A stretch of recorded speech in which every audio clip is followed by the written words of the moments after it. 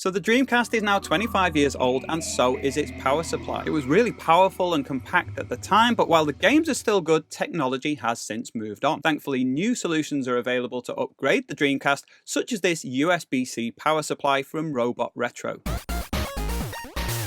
It is wild to think that the Sega Dreamcast is now 25 years old, and while I feel that the games have aged really well, I still play on mine quite a bit, the hardware inside it is also 25 years old, and this can occasionally throw up some problems. However, my console has a few more modern additions, and in particular, it's now got a USB-C power supply. So where the original figure 8 power input used to be, now I've got this nifty little USB-C input with a 3D printed adapter to block out the rest of the port. What this means is that now, not only has it got a much more efficient power supply than it had before, not only does that then give a much more stable signal to the video when you're playing, it also means I can power it with one of these. And that means I can take it anywhere I like. And very importantly, to many people who are nervous about soldering, and we've talked about all this before, but this is genuinely a drop-in solution. You open up the shell, you unplug the old board, you plug the new one in, you put it back together, and it works. There's no wiring, no soldering, no nothing. Also, there's no flashing LEDs on this board, which means if you're using a clear shell custom upgrade on your Dreamcast, there's not going to be any of that to try and deal with. It works perfectly with GDEMU, which is a good thing because that's what I've got in here. It also works with all models of Dreamcast from all regions, which means it reduces that possible risk of plugging 240 volts into a 110 volt console and finishing it off. It's got a 3D printed spacer. You can get them in all sorts of different colors. Just choose when you're ordering, or you can download the print file online and print your own in any color you like. So not only does this allow you to power your console very easily with USB-C, it means that your cable can be any length you like. So you can position your console wherever you like away from your power source. It means that you can use a USB-C plug, which means that you could use that in any country, any region, because the USB-C cable will plug into those. There's a whole load of advantages to this. And it also means, of course, that you can plug it into a portable power supply and take your console anywhere you like. Now then, it got me thinking about video output, and could we get a portable video monitor to go with it? But that's going to be a whole other video if I do that. So in this video, I will be showing you how I installed the new USB-C power supply unit in this Dreamcast, but also this had already been upgraded. This had a power supply in there called the Pico PSU. So I'll be taking a look at that as well and making some comparisons to the pros and cons of the different upgrades that are available and why I think this USB-C solution is by far the best one. So if you want to get one of these, I'll leave a link in the description. You can get them directly from Robot Retro in the UK. They cost £42. Now I do need to say Robot Retro sent this to me for testing. I didn't pay for it, but they are not paying me to say anything about it, and they haven't asked me to say anything in particular. I just said I would test it out and I'd let you know what I think, and that's what I'm going to do in this video. So just for a bit of context, I've got two Dreamcast consoles that I'll be using in this video. One of them has the original power supply in there to start with and has a VGA modification, which means you can get video directly out using a VGA cable. The other console has the GDEMU mod. This is an optical drive emulator, so it replaces the whole disk drive with an SD card solution and runs the games directly off the SD card. That one has a power supply in there called a Pico PSU that we'll be taking a look at in a bit, but my ultimate goal was to get the new USB-C power supply into the console with the GDEMU, and then when I take out the Pico PSU, put that into my VGA console. So first the console with the VGA mod, and we were taking out the original power supply unit from that one. A little word of warning before you start taking it apart: there are a lot of capacitors on this power supply, which always means, particularly with the larger size ones, there's a risk of electric shock. It's a good idea to, with the console completely unplugged, switch it on, then switch it off again to just discharge whatever charge might be in those capacitors and reduce the risk of an electric shock. There might be no risk at all, but it's better safe than sorry. Before you start taking it apart, you'll need to unclip the internet adapter, which is just an unclippable block at the back of the console. Then you flip it upside down and you'll see 4 crosshead screws. They're quite big screws, so any regular screwdriver will get those out quite easily. Undo the 4 screws and then flip it back over. Lift off the lid and you'll see what's inside. Now, your lid can be put to one side. side, mine was still partially attached because of the VGA adapter, so I just flipped that over and moved it carefully out of the way. So on the left, you'll see the power supply unit. So there's a grey wire at the back that you'll need to unclip and remove, and then there's 2 screws holding the board in place that you'll need to take out. Again, crosshead screws. After that, you need to undo the plastic clip at the side, which is very easy, and then it's held in place on the pins that stick up from the motherboard. You simply pull up at that point, give it a bit of a wiggle. It'll be a tight fit, but it will come off. As you're removing it, look at all those capacitors on there. They may still have some charge, so do be careful and don't touch any of those on the back. It can give you a nasty shock if it catches you out. So look at this board compared to the USB-C one. The USB-C board is very minimal by comparison, and I love the white color of the PCB. It's extremely lightweight and it just looks far more modern. So a really elegant solution, I think. Now, as I say, if you want to get one of these, there is a link in the description. You can get it direct from Robot Retro. And also, if this has whetted your appetite for Dreamcast modifications, then you might want to check out my discounted link for Z Labs. I'll link it directly to their page of all the cool Dreamcast mod stuff that you can buy from them. Definitely worth checking that one out, and you'll be supporting my channel by doing it too. And the elegance continues with the installation. What I did was I plugged the grey cable in first, then gently lowered it in place, put the pins in place, clicked it in position. Now, as I was planning on ending up using this in the other console, I didn't put the screws in, I just held it in place for testing. So I put the 3D printed adapter over the USB-C socket itself, put the lid back on the console, and just popped that to one side while I moved on to the other console. Again, I opened that one up, but this time it's got the Pico PSU inside. Now, this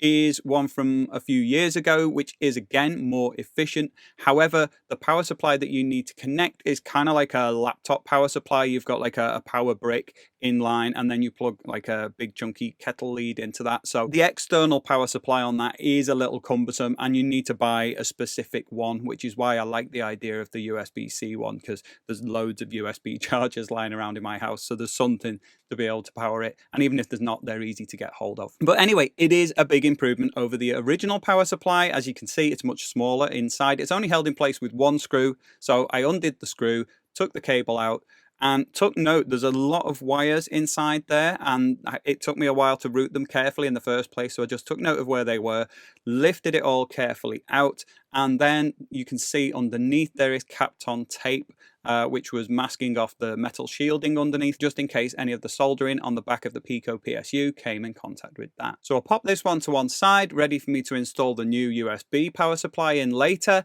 and then came back to my VGA modded console. Now, I hadn't actually tested this yet, and as the power supply was in position, now was the time. So I took my phone charger, plugged it in, and thankfully it worked. What an easy installation, literally just plug and play. Now, I say it does need a 15 or 20 volt input from the power supply.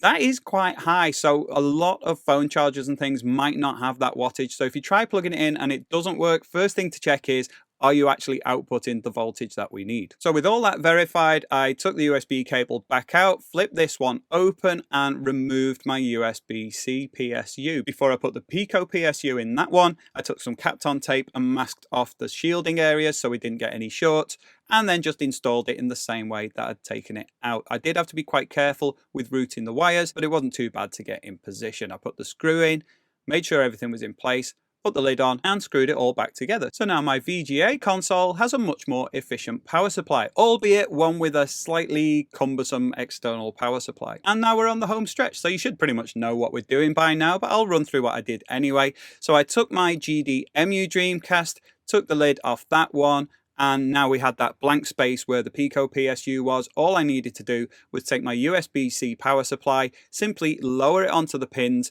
push it down, and put the clip in place. Now, first time I did it, I plugged the grey cable into it first and then lowered it in position. This time, I clipped it all in position and put the cable on afterwards. Although both worked, I would recommend, if you're doing it, put the cable on first. It was a little bit fiddly to get that on afterwards. Anyway, seeing as this was staying in position, I put the 2 screws into the board to hold it in place, and that is it for the mod. In fact, the hardest bit of the mod for me was choosing which color of the 3D printed adapters to use. I quite like the look of the orange one, so I tried that one out. First time I did it, I used the clear one. I was lucky, I had a few to choose from. But when I did the orange, it looked cool, but it clashed a little bit. It doesn't really matter because it's at the back of the console. But I figured, seeing seeing as this is a PAL Dreamcast, so as this one has the blue swirl on top, I figured it made sense to go with the dark blue adapter, and I think that looks really nice on the back there. I put the lid back on the console, flipped it over, put my 4 screws in, attached the internet adapter, and flipped it the right way up again, and my console was all done, ready for testing. So plugged in the power supply again, and it worked. You'll notice here I've actually modified this console with a blue power LED instead of the standard orange one.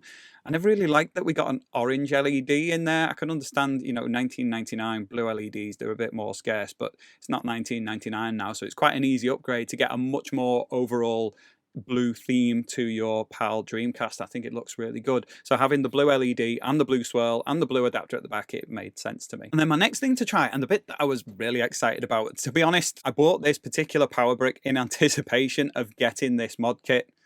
It's currently powering the light that's on me now. It's a really useful thing. But I wasn't 100% sure if it would work and if I'd wasted money on the power brick. And my whole excitement about the idea of using it with USB-C was that you might be able to create a slightly more portable solution. So anyway, plugged it in with bated breath, switched on, and it worked. It worked fine.